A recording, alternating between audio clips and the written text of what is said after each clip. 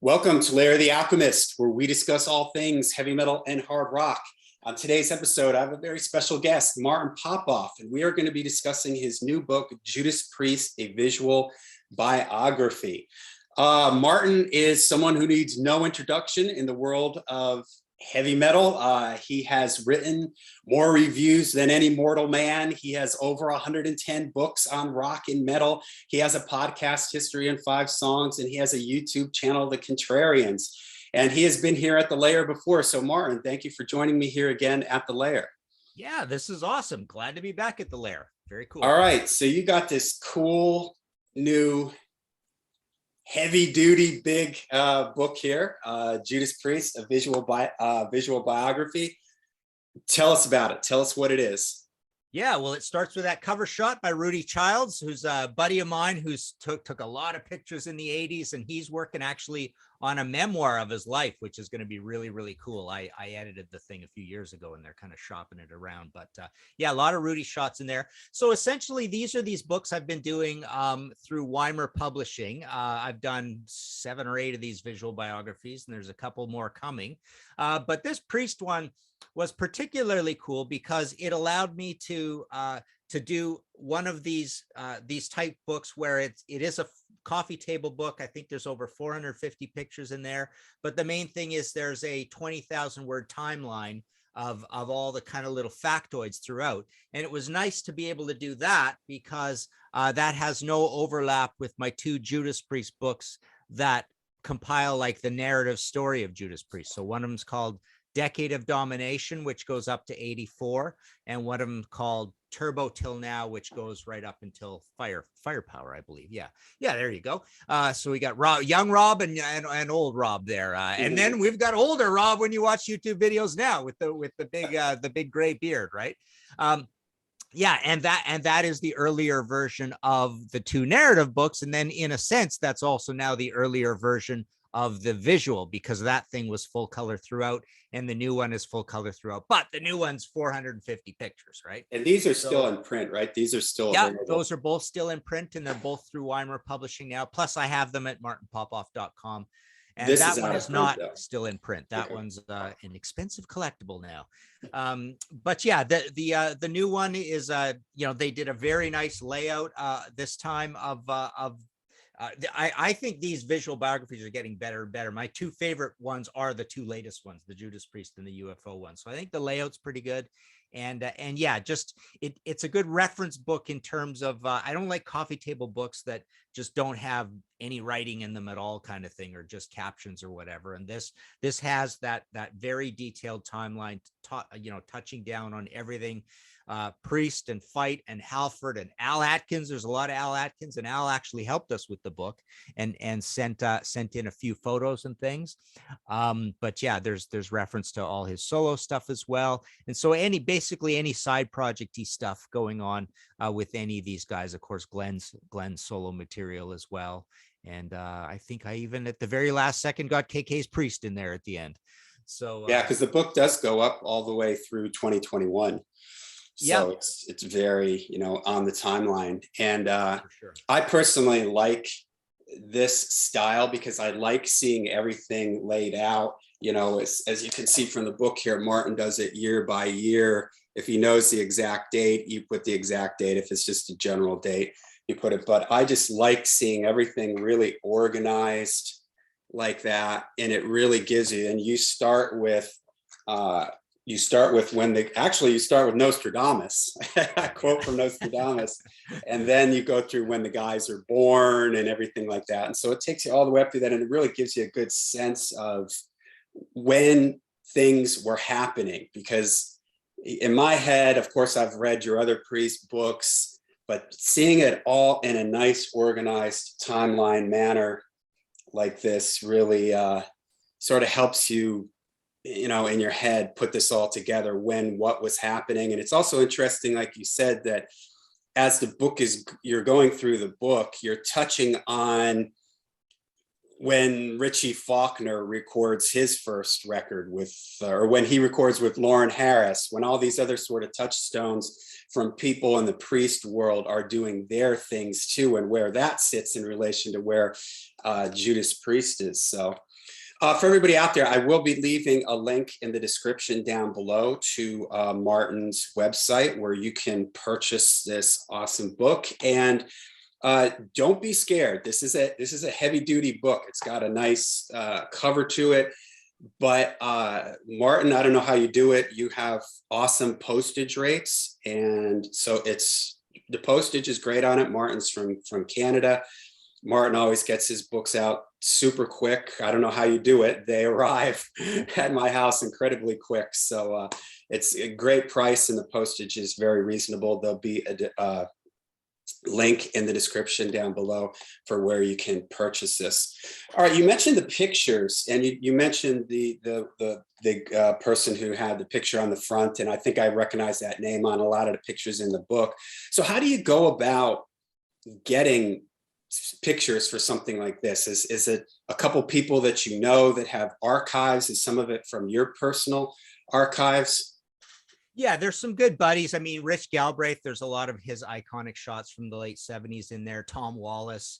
And then a lot of it is sourced by Jerry over in the UK at Weimer. So they've got kind of an agency situation as well. I've got a lot of memorabilia in that. I've got a huge ad collection. That's why I love putting the ads in there. That's practically my favorite thing, reading, you know, the copy in all the different magazine ads. That's really cool. And then, you know, 45 sleeves, you could scan that stuff. That stuff's all kind of fair use or whatever. Obviously, photographers, you need permission for all that stuff. But yeah, it's quite a bit of work putting it together. But the nice thing is Andy's really good with the layouts, and he also sources some stuff as well. So it's more or less a team effort on getting the pictures. So it's not all on me. But yeah, it's funny when they come in and I put together my little blurb to send out to my database.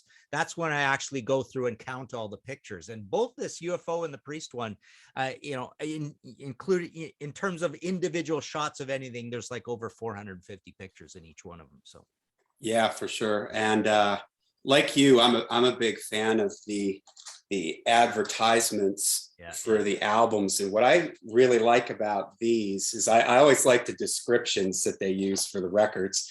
And also a lot of times they would put tour dates underneath, and it blows my mind. If you look at these tour dates, man, they would play like 8 days in a row, have 1 day off, play 6 days, 2 days off, 10 days in a row. John, I mean, that ad in particular is kind of neat and historic because it's got the new album from one of the heaviest bands around. Yeah. And I really like that because that album was a real, like, to my mind, that album is the first true, proper, pronounced improvement in heavy metal since 1970. And that's 1976. Yeah. I really don't think there's anything between In Rock and Black Sabbath and Paranoid and Very Heavy, Very Humble and Sad Wings of Destiny that is all that much of an improvement over those first cornerstones from 1970. So it's kind of neat that ad calls them one of the heaviest bands around. It's kind of boring the way they put it, but they actually got it right. I mean, literally in 1976, they were the heaviest band around. There was actually nothing heavier.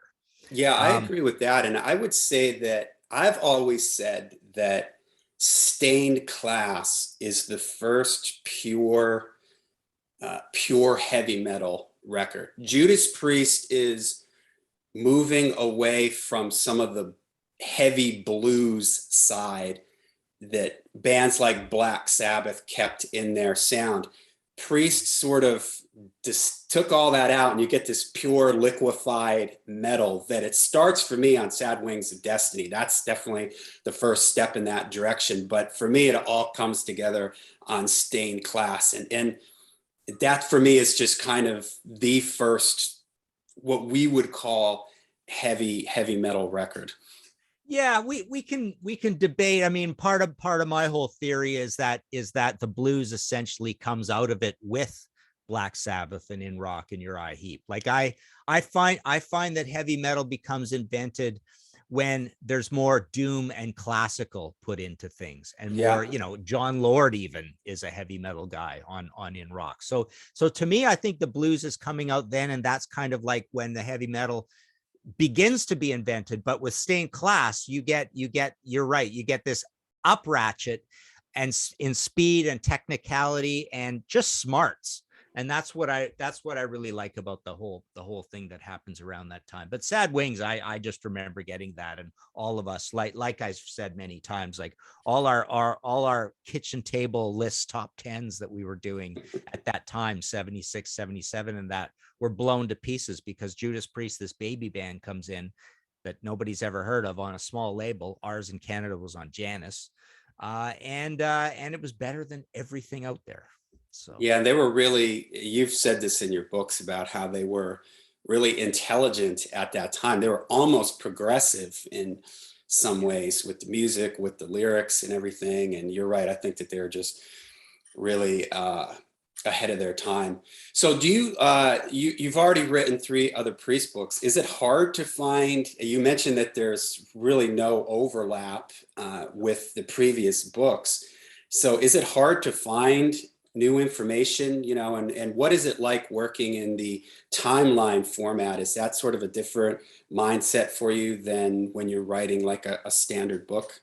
yeah, I think it's pretty easy for me taking at least, like, if I've done that whole narrative album by album book thing, moving to a timeline book, because with these timeline books, most of them, not all of them, but most of them, like the Priest one, basically I say no quotes. We're not putting in any quotes. The only quotes are to start those introduction sections. So it allows me to just go completely factoid. I don't have to worry about whether I'm using quotes that I used elsewhere in my other books, because there aren't any quotes. But having said that, in the Nazareth, one of these visual biographies, that's marbled with quotes throughout. In one of them that's coming up, that maybe I shouldn't say who it's on, is marbled throughout with quotes.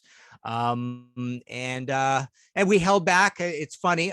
Uriah Heep doesn't have quotes, but that's because myself and Kevin Julie, a buddy of mine here in Canada, who's got the motherload of collecting information on Heep and doing interviews over the years, and I have done many myself. One day we plan to do like a trilogy of wordy books on Heep. We could easily do what I did for Rush on Heep, put it that way, one day.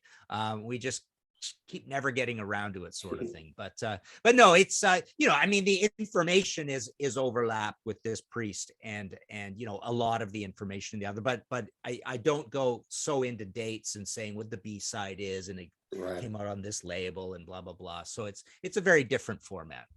Yeah, and that's what I like about it is that I can, when I get books like this, I don't read them from beginning to end at first. I sort of jump around like, oh, let me look at the Ripper era because that's sort of this time frame that you don't know as much about. Or I go to the beginning and I sort of jump around, and it's those quick little facts where you can just open up a page and read something and you're like, oh wow, okay, I didn't know that. And I always go in thinking, I've read Martin's other books, I'm gonna know all this stuff. But like right away, as soon as I start reading, I'm like, wow, I didn't know that. And there's all this great facts. So if you're out there and you think you know everything about Judas Priest, you've read all the other books, you've got another thing coming here. There's plenty of stuff in here for you to sink your teeth into and to get into. So for a book like this, I'm always curious, how long does it take kind of from beginning to end to put, because as somebody like me, I look at this and go, oh my gosh, this must take ages, but you're such a pro at this. You've done this so many times. How long does it take from like beginning to end to put something like this together? And are you kind of always working on multiple projects at one time, or do you just zone in on one thing and just work on that one thing till it's done? The funny thing, this might actually shock you on this, but these timeline things, yes, I've done so many of them, and not just the visual biographies. I have probably a dozen books that are timeline and quotes books from before. I've done the Deep Purple version story in timeline form, the story of New Wave of British Heavy Metal, the story of thrash. So putting that, so I started doing that, but I've done a bunch of these, and it's down to a science where, okay, number one, once I get started on one, I basically decide, don't do anything else. Just get this thing finished. Just stay focused because you're sorting out all over the place. It's way easier to write something like this than to do one of the narrative one where I'm getting quotes and finding references and all that, because there's no real referencing here. But the other nice thing is you just lay out the whole grid with all the dates, and as you see any factoid, you're just moving your cursor up and down and popping them in all over the place. So you're just marbling it till it's full. So it's actually not that hard to do. But I have learned the hard way that don't start on it, get to a certain point, forget where you got to, like say, okay, I'm up to Screaming for Vengeance now, and I got to put a bunch of fires out, and I put it aside for a week and then come back, and that's hard to do that. So I kind of decide to just go, okay, I'm just going for it. I'm just going to get this thing finished. And I could do the 20,000 word timeline for these things in a matter of a couple of weeks, basically. Nice. Was there any little fact that, as you were doing the research for this, that surprised you, that you didn't know, that you learned? No, I can't think of anything offhand, but why I started doing these things in the first place was when I was doing like the history of new wave or British heavy metal or history of thrash, I thought and theorized, and it would happen occasionally. I love when you start filling in all these dates and then two things land on the same date that sort of seem unrelated or whatever, and you go, wow, isn't that cool? Like, what happened? Like, this came out and then this came out. So I believe in this Priest one. I do kind of mix things together a little bit, where there might be the reference of when a Sabbath album comes out or when a Maiden album comes out at the same time, or some other kind of milestone that happens around something. So I really like doing that with the timeline thing as well.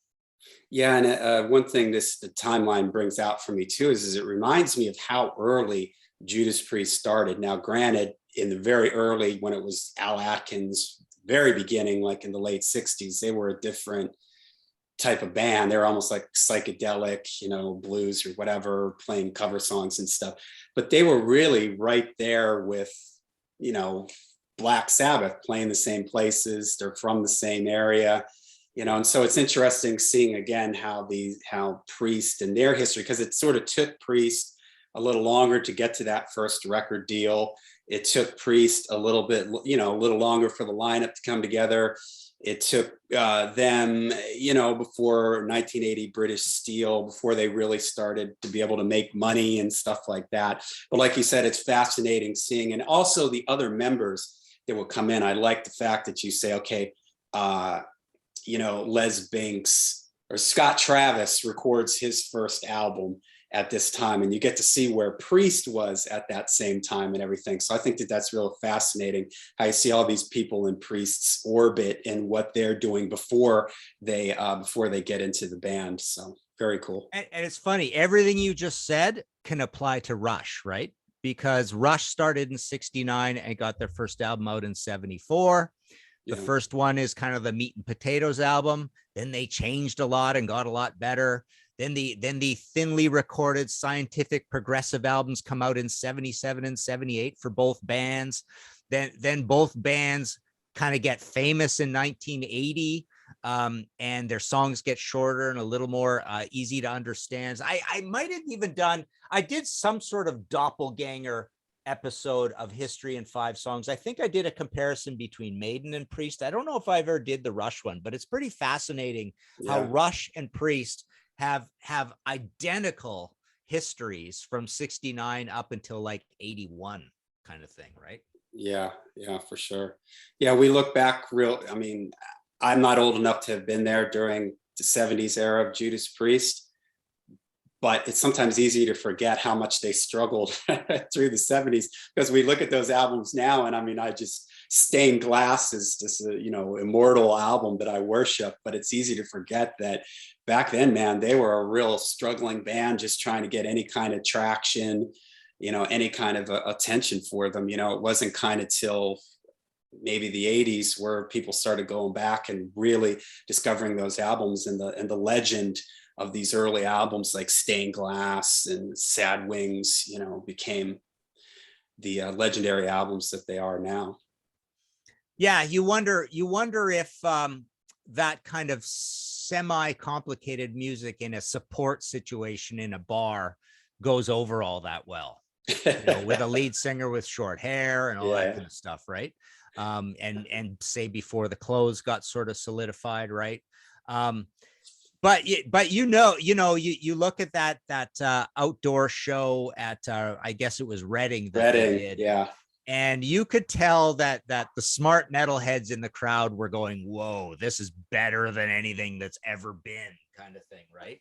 You could tell they're sorting it out, that this is on a whole nother level, right? Yeah, and I And love obviously, yeah. Oh, I love that picture. That picture, to me, you know who that looks like? That looks like Ian Curtis from Joy Division. Yeah, you're right. And it's cool because you're seeing, obviously the pictures go along with the timeline, and you're seeing sort of the leather come together. Like there, he's got just the belt, he's got a wristband, and here he's got, the tank. He's like halfway there to the full blown. There's a shot somewhere in there with him with the machine gun too, right? Yeah, exactly. So you're sort of, you're seeing the stage, those ones stage are outfit and look and everything slowly come together. I've heard about the machine gun thing, and I'd never actually seen any pictures of him. Here it is. I've never seen any pictures of him with the machine gun, so I thought that was really cool. All right, well, as we wrap this up here, when you first came on the Lair, you told a great story about how you and your buds crashed a basement dance party with, I believe it was Kiss Alive 1. You got any fun memories of when you were young and discovering Judas Priest, maybe with your buddies, or just discovering them for the first time? Actually, I got one funny story. So we were in second year university in Nelson, BC. So small town, very close to my small town where I grew up, Trail. So it was a satellite office of University of Victoria, blah, blah, blah, satellite campus. And me and a buddy, Greg Belash from Kitimat, BC, so from way up north, we decided road trip. Priest is playing in Spokane, over the border, like 2.5 hours south. This is us, the Screaming for Vengeance tour. I believe it was Coney Hatch supporting.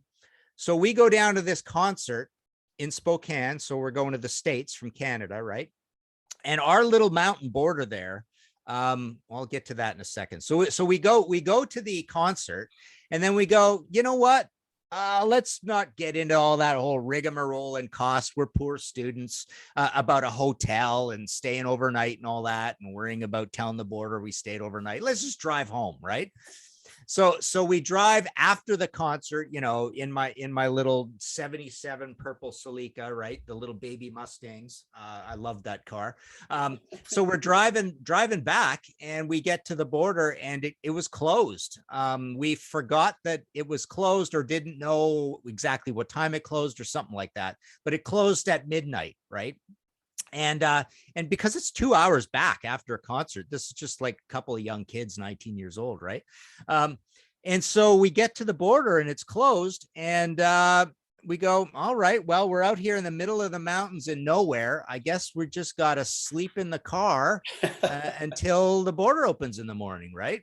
And so I'm just sitting in the driver's seat, Greg's sitting in the other seat, and we just, hunker down, time to sleep in the car. And like it took maybe 15 minutes, 20 minutes where we were just like freezing cold, because this was like October, November, in Canada, or on the border. This is the Northport border going into Rossland, or it eventually goes in Rossland, but you're up in the mountains, right? And, after suffering through this for an hour and a half or 2 hours or something, we just said, you know what, we just got to drive through this border. We just got to go. So I just like crept through politely around the gate thing and through, and we drove back, and we thought guns are going to come out or somebody's here, but there's nobody there at all. There's nobody at the border building, and we never got a call the next day or anything like that. So yeah, just had to run the border to get home. So there you go. All right, fun stories of Martin in his youth breaking the law. Yeah, that was a great concert. Bought the shirt. Coney Hatch, an amazing Canadian band. Love those guys. Yeah. They put out 3 iconic albums, in the early 80s. But yeah, it was very cool. Awesome story. All right. Well, Martin, thank you for joining me here at The Layer. And for everybody out there, links in the description where you can pick up this awesome, awesome book. Great photos, great factoids and information in there. I highly recommend it to everybody. So again, thank you, Martin. And until we see you again, and make sure you stay heavy, stay metal. All right.